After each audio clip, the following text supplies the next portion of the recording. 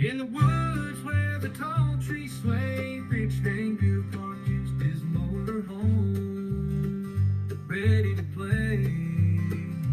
With his paintbrush in his hand and his heart so free, he found inspiration in nature's harmony. Inside his humble abode, colors come alive on canvas. He paints, expressing all his strife with the spirits of the woods. He dances in the light, creating masterpieces every single night. Although he's living off the grid, he doesn't mind. With his art fueling his soul, his happiness he finds, surrounded by the bees, the birds, and the breeze. His motor home in the woods where creativity sees.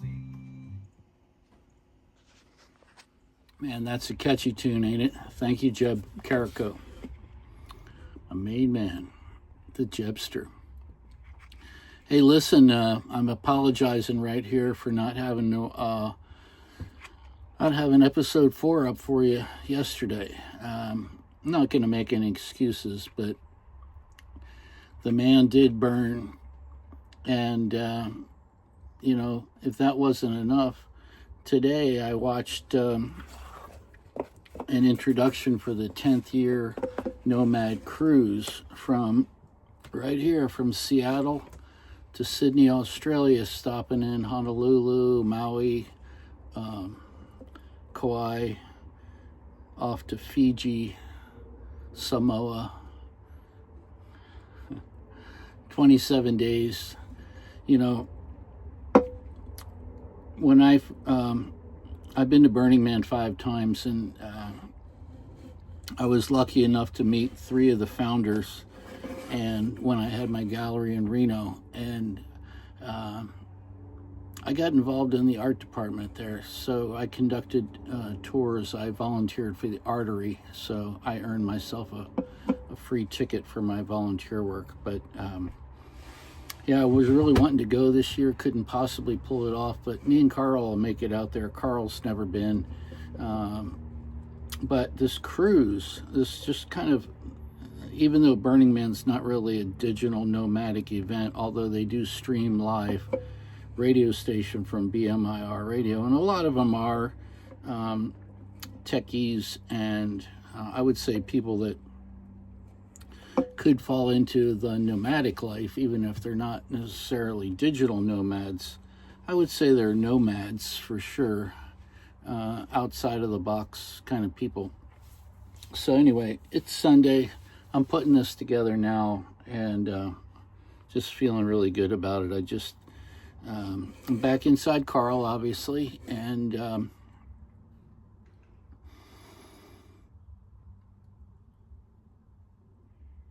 I'm really excited to talk about some things. I don't know, I realize I never read the introduction to the book, and I don't want to read all the stories, but maybe it would be fun to read the introduction, or at least part of it. Hold on a second.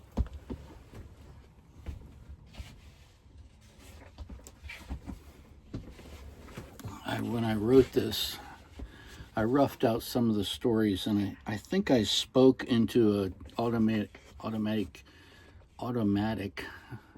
dictation kind of program, because the fucking sentences don't even make sense. But The Bloody Introduction is the title. What do you do? A common question people often ask one another. For most, it is quickly understood as what your job is or what your career is. Actually, this can be 2 very different things. My career has been and always will be one thing. I'm an artist. I knew when I was 6 years old that I was. Exactly. That doesn't really make sense. There is a smaller group, maybe 10 or 20% of the population, to which this question has almost no meaning. I'm going to correct that right now. I'm going to say 5%, 5 to 10% of the population, of which this question has almost no meaning, or it certainly stumps them. they usually mumble something like, "Oh, well, I guess I do all sorts of things." Then it stumps the person asking the question, sort of like the questioner realizes that they have stumbled upon someone that does not have to work. I think that's the important thing right there. Some people have to work, and then some people don't. Not many. I would say 5 to 10%. Well, the questioner realizes they have stumbled upon someone that does not have to work, that does not have a job, and possibly does not have a career. They just are. They're just alive. They have everything they need and more, and they are going to always have all they will ever need or want until they die, with no effort on their part at all. The thoughts of my next meal, rent, and the cost of this pair of shoes versus that pair of shoes, those daily thoughts that race through my head and have ever since I was about 10 years old, and will probably until I die, unless I hit the lottery, which I have to say it's at $1 billion right now, and I bought 10 tickets last night. Anyway, or this book sells 1 million copies. That's what I'm really counting on. And my YouTube channel, and cherries too. And I brought some cherries just so you can see I am really into cherries.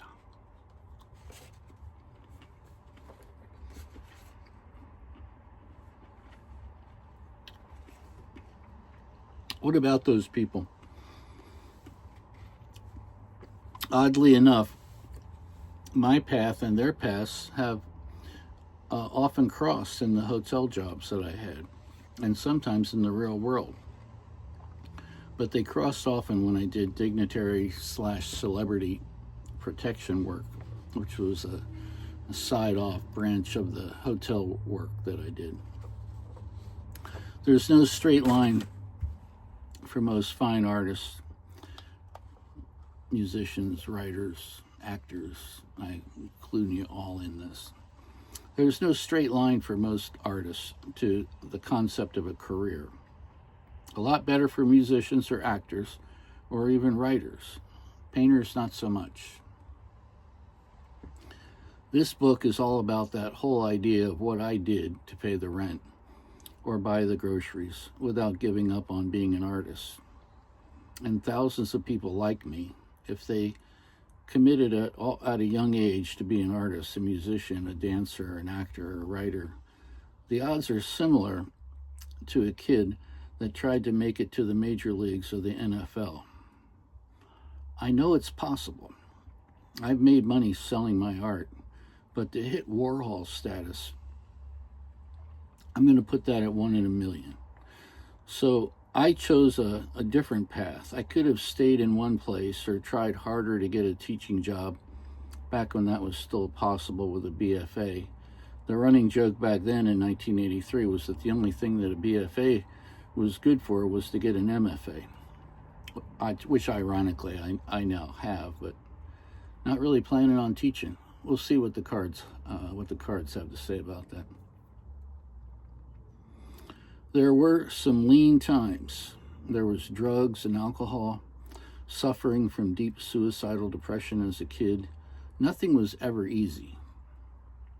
Moving around the country for both inspiration and a new shot at a fresh place. Tourism, art events, location, location, location. This book is about that most noble effort. I knew it when I was 6 years old, and it just never ended. I could never take anything as seriously as art, perhaps because there is some truth to that being born an artist thing. In my case, I know I was. I could have been a doctor, a hedge fund manager, a lawyer. I could have done a lot of things, but then I would be writing a different book. I like the last paragraph. The whole thing, is going to get rewritten, of course, and over and edited. I don't know if my friend will edit this book. She was pretty upset about Amendment 21. The word rifle, 1 being a long gun, 2 being to rifle through things. Do you know that those 2 words are spelled differently? Yeah, one of them's got 2 F's. I didn't know that when I wrote the book. And none of my spell checkers, until it was too late, none of them caught that mistake. And that's in Amendment 21-A. And like I said, I'm leaving it in there even if I do 10 editions, because I gotta own my mistakes. And I kind of feel like mistakery is part of the magic of art. Some of the best things happen that are just magic, and you didn't plan it. It just happens. Well, I wanted to at least make sure that this time I got most of the theme song in there. My titles and credits yet, still really slacking on that, but I do have the beginning of the song and the end of the song coming out on this video, which I think you'll like. It's much better recording. The other recording, the audio really sucked. It's really embarrassing to think that I actually have a bachelor's in fine arts in film and video, and right now I'm just like all new technology, and I got a lot of good excuses for it, but I'm getting some new equipment, don't worry. And as soon as I get some sponsors, hint, some audio people, some fine Apple products, some software, you know what I'm laying down. Well, you know what? Today is job number 4. And like most everything else today, I feel like a little bit unprepared. But here's what I got. Okay. Yes, it's just a pen and ink drawing. But there I am in front of the Westchester County Library with 2 of my friends and a cop that just came through the hedges. And his cop car is still on the other side of the hedges. You can see up here all the bookshelves, the front doors, the steps. That's kind of my signature there for quite a while. Blue sky and white clouds, like cartoon clouds. And a lot of my urban landscapes, you'll notice that. That's kind of my shtick, as they would say. But these individuals right here, you see the one with the smoke coming out of a shoe? That's me. My friends stopped by. I just got off work and we went out to smoke a joint. Literally, like what a knucklehead. I'm standing right in front of the place I work, smoking a joint. And I mean, back then in Pennsylvania, you go to fucking jail if you got pot on you. Not just dealing, just possession and smoking. We were just smoked out in the public. We just didn't give a fuck. And I hear this radio sound like a cop,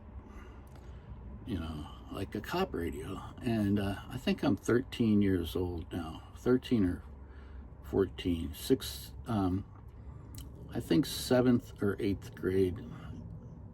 Pretty sure it was 7th grade. Anyway,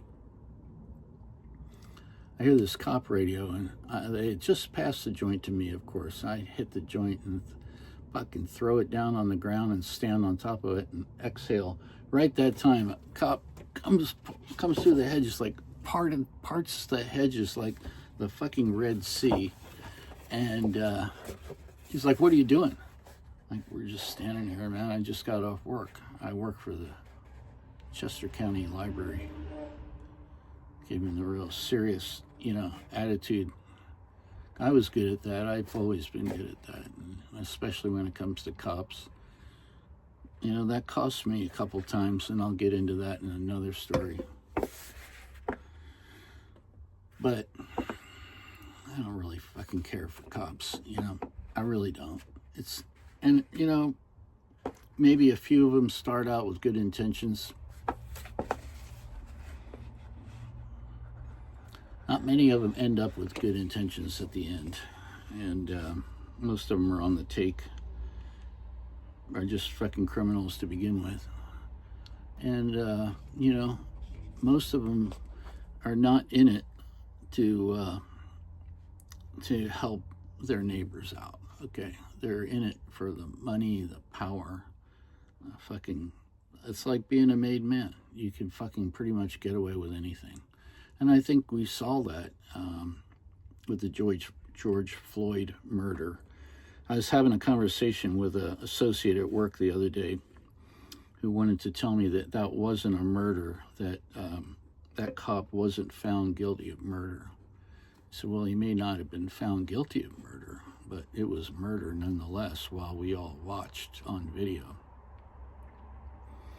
That's how being able to videotape things changed the world. And I think for the better. I do. I think 99 times out of 100, it's for the better. Anyway, I apologize that this isn't a painting yet. It's just a pen and ink drawing. The watercolor hasn't hit this yet, but it will soon. And let's see, what time is it? Okay, I'm doing good. I got like 14 minutes in here, a couple minutes for the intro, a couple minutes for the closing, 16, 17. I'd say I got like 10 or so minutes left. I'm going to try and keep these under 30, you know, and try and make them fun and funny, not too serious. But I do want to touch on current events, because that's part of being an artist for me. You can't really comment on society if you don't know what's going on. And right now, I'm really upset with what's going on. You know, like my favorite line from Pulp Fiction: "Are you okay?" Oh, I'm pretty fucking far from okay. I think we got to get Bibi Netanyahu out of the picture and help the Palestinians immediately. I mean, like, they need to just like launch some rockets at Nettie's house and just smoke that motherfucker. Okay, I know that's some kind of a strong opinion, but that's my opinion. Same thing goes for Putin. He is just fucking using up oxygen, and this motherfucker, they don't even know how much money he's absconded with from the Russian people. And again, like I said last time, there's a lot of really great Russian people, man. They got a lot of fucking history and culture, and they've just been plagued with fucked up leadership. It's the same thing anytime you got dictators. They're gonna fuck the shit up. Now here's where a lot of my friends and I differ. I believe that the ultimate society has a healthy blend of socialism and capitalism, okay? Because if you get too far away on this way with socialism, you head towards communism. That's not good. And if you get too far this way on capitalism, which is where we are right now, you head towards fascism. Fascists don't want to have social programs. They don't want to help the poor. They don't want to help people. They want to blame people and punish people if they have to have a streak of bad luck, or they're not good money earners, or they dance to a different drummer. Maybe they're not really a fit for most of the jobs that are available for them or something, or whatever. Some people need help, and we have to help them. That's the, not just the golden rule, but the platinum rule is that you do unto others as you would have them do unto you, but you do it even better. You do it with a smile. You do it because you want to. Okay, you go out of your way to help people, because you immediately can recognize when somebody needs help, right? Pretty much. It's not always easy to help people, especially when it gets to the point like we are now, where we got, I'd say, over a couple million people living on the street. And you don't have to believe my number, but I sure don't believe their number. I'd say we have a couple million people in America living on the sidewalk. And, you know, a lot of them have substance abuse problems. A lot of them have mental health issues. But now they have all kinds of other health issues. And it's almost impossible for them to get a job from being on the street. Now, I can speak to that with a little bit of experience because I have been homeless a couple times. I've lived in my car, or my pickup truck, excuse me, once for 6 months. That was a real eye-opener. I only intended to be there for a couple weeks. I gave up my apartment because I didn't want to get evicted, but I couldn't make enough money to pay for this apartment that I had in Reno. I was driving cab, and the cab business sucked, and there was no tourism in Reno. And it's a long story, but it has to do with being homeless. And so I know what it feels like, but I was never on the sidewalk, okay? That's a whole nother level. I had a truck. I still had a coffee maker. I would get up in the morning, go plug in my coffee maker in some free outlet that I could find and make coffee and take it back to my truck and sit in my truck. And, I had half and half in the cooler. You know what I'm saying? It wasn't a motorhome. It wasn't like Carl. No, when I lived in Carl, I didn't consider that being homeless. Now, I lived in Carl like a studio apartment in the woods at a campsite with a swimming pool, and it was good times and noodle salad, man. And I saved enough money to buy this little house, and I shot that last video outside in my yard. So I think the next video, number 5, I think I'll shoot that from inside my house and show you where I'm living now. I'll show you the house I bought. Pretty proud of it. It's a double wide trailer. I didn't grow up thinking, hey, I'll be proud to tell people when I'm 67 that I live in a double wide. I thought I'd have a house, a big brick house somewhere. And you know what? I tell you, I almost bought a big house because I was in the qualification mode for 300 to 400,000 with the job that I have now. And I'm so glad I didn't, because I didn't want to pay a land lease, which you're always stuck with usually with a mobile home. But in the long run, it's worth it because my house only cost 97 grand and it already appraised at 145. I'll have that paid off in 3 or 4 years. And the beautiful thing is that land lease of $1,000 a month, I'm not even going to feel that, compared to if I'd had a $2,000, $2,500 mortgage and all the taxes that came with it and all the other huge expenses that would have come with it. But don't get me wrong, there were some badass houses that I looked at. I always wanted to have a craftsman house, and maybe someday I will. But right now the most important thing to me is a cherry farm in Portugal. Just found out the other day that 1 in 10 Americans are eligible for an Irish passport. So I am going to look into that. I'm German, Irish, and Welsh ancestry.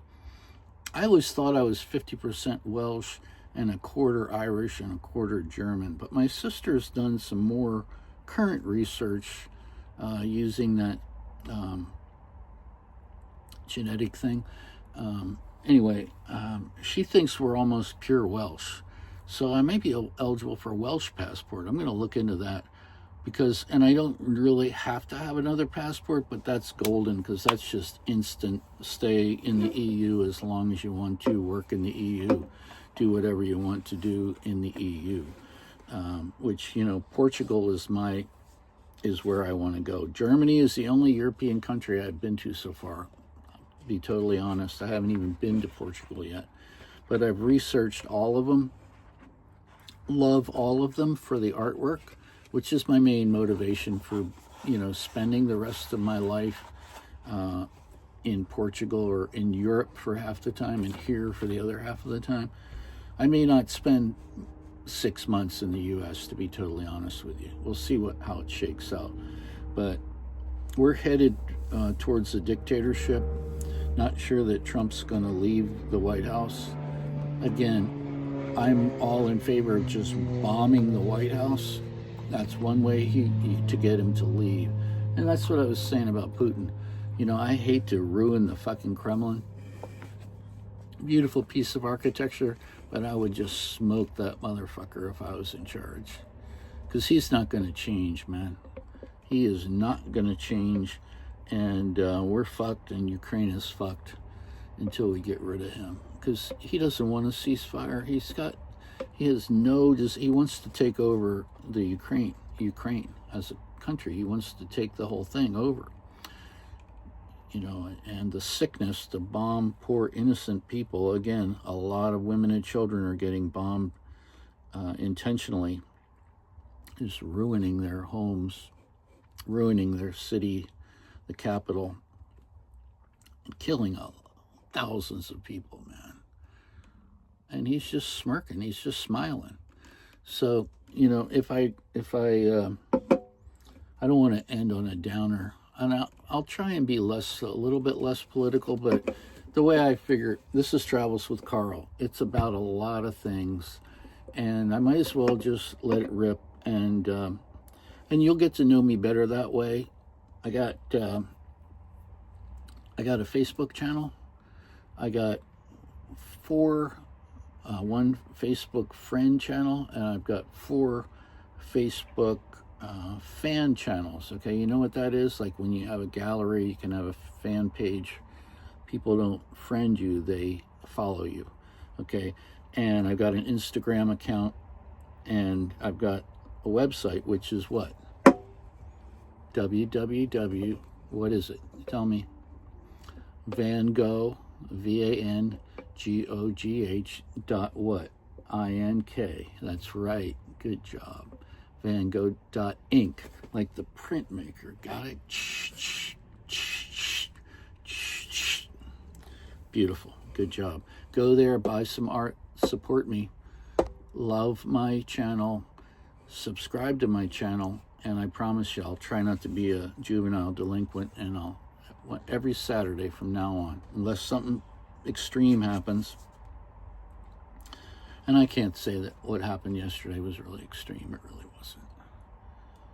But, you know, it's good to be back in Carl. I just put some air in the tire of my little tiny trailer that's got the BMW motorcycle on it.